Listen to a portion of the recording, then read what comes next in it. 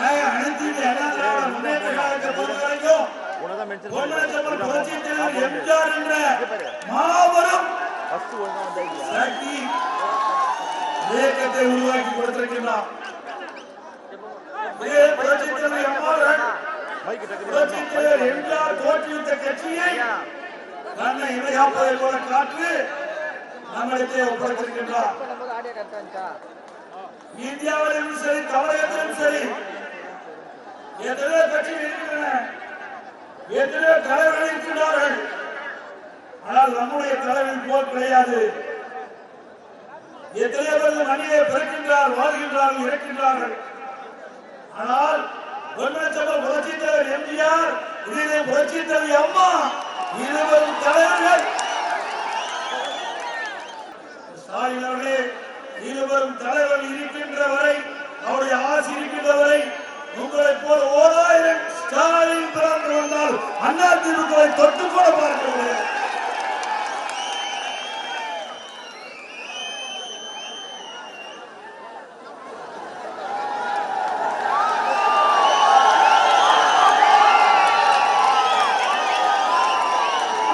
இந்த பகுதியை பொறுத்த வரைக்கும்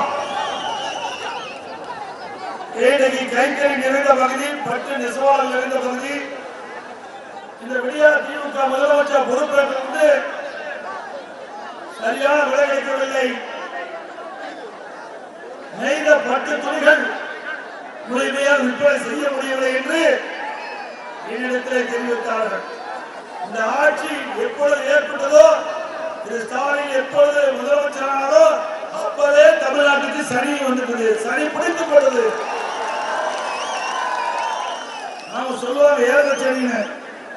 அப்படி இந்த ஏழு சனியே இந்த தேர்தலில் அகற்றப்பட வேண்டும். திரு ஸ்டாலின் அவர்களுடைய ஆட்சி ஒரு பொம்மை முதலமைச்சர் ஆளுகின்ற ஆட்சியா பார்க்கிறோம்.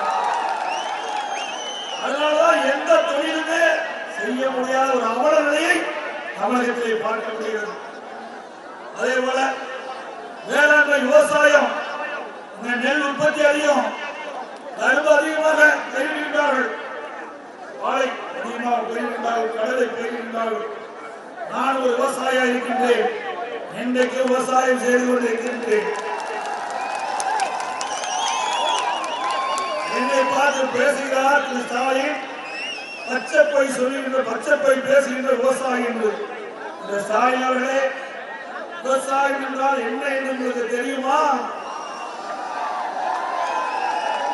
ஒன்றுமே தெரியாத ஒரு முதலமைச்சர் என்னை பச்சை துண்டு போட்ட பழனிசாமி, பச்சைப்பை பேசுகின்ற பழனிசாமி என்று சொல்லுகிறாயே, நீங்கள் விவசாயத்தை பற்றி உங்களுக்கு ஒன்றும் தெரியாது.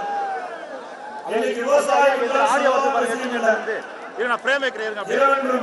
பாராமல், மழை என்றும் பொருட்படுத்தாமல் உழைக்கின்ற உழைப்பாளி விவசாயி, விவசாய தொழிலாளி ரத்தத்தை நேர்மையாக சிந்தி உழைத்து மக்களுக்கு உணவளிக்கின்றவர் விவசாயி, விவசாய தொழிலாளி. விவசாயி என்று சொல்வதிலே நான் மகிழ்ச்சி அடைந்தேன்.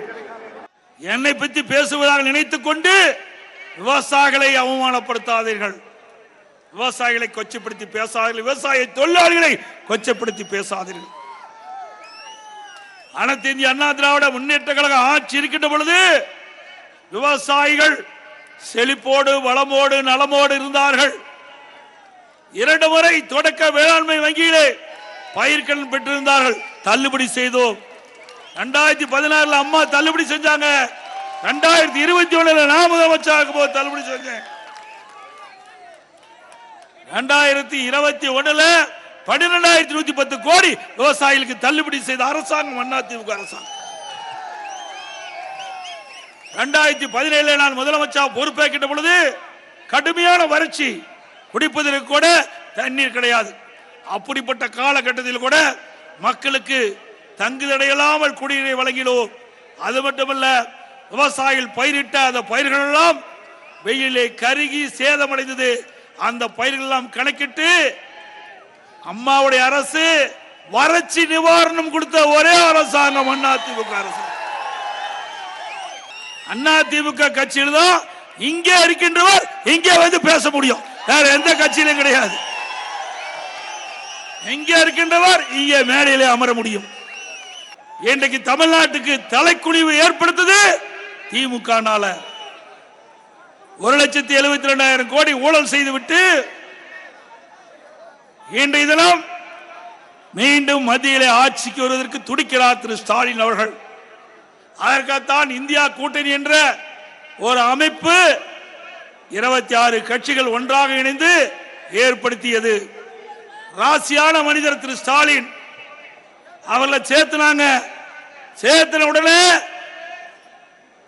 2வது கூட்டத்திலேயே நிதிஷ்குமார் வெளியிலே போய்விட்டார்.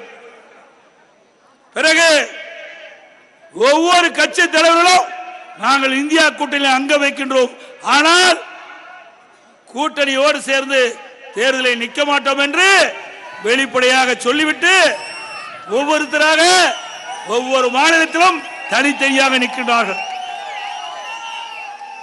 இந்தியா கூட்டணி என்ற கட்சி ஆட்சிக்கு வருவது கேள்விக்குறி. ஏனென்றால் நாடாளுமன்ற தேர்தலில் போட்டியிடுகின்ற போது ஒரு ஒற்றுமையில்லாத கட்சி வெற்றி பெற்று வந்த பிறகு எப்படி ஒரு பிரதமரை தேர்ந்தெடுக்க முடியும்? இதுவரை பிரதமர் வேட்பாளர் யார் என்று அறிவிக்கப்படவில்லை, ஒற்றுமையும் கிடையாது. அந்த இந்தியா கூட்டணியில் அங்க வைக்கின்ற கட்சிகள் ஒவ்வொரு கொள்கை உண்ட கட்சிகள், முரண்பட்ட கொள்கை கொண்ட கட்சிகள் எல்லாம் ஒன்றாக இணைந்து ஆட்சி அமைப்பது நடக்குமா?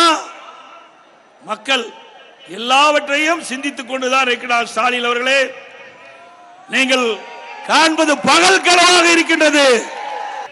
இந்தியா கூட்டணி அமைப்பதற்கு திரு ஸ்டாலினுடைய நோக்கம் தமிழ்நாட்டில் மக்களுடைய செல்வாக்கு இழந்து விட்டார் திரு ஸ்டாலின். அதனால மக்களை ஏமாற்றி தந்திரமாக இந்தியா கூட்டணி என்ற அமைப்பை பயன்படுத்தி வாக்குகளை பெற்று வெற்றி பெறலாம் என்று கனவு கண்டு கொண்டிருக்கின்றார் திரு ஸ்டாலின் அவர்களே. இந்த நாடாளுமன்ற தேர்தலில் ஒருபோதும் உங்களுடைய கனவு பலிக்காது. செய்திகளை உடனுக்குடனும் துல்லியமாகவும் தெரிந்து கொள்ள சப்ஸ்கிரைப் பண்ணுங்க.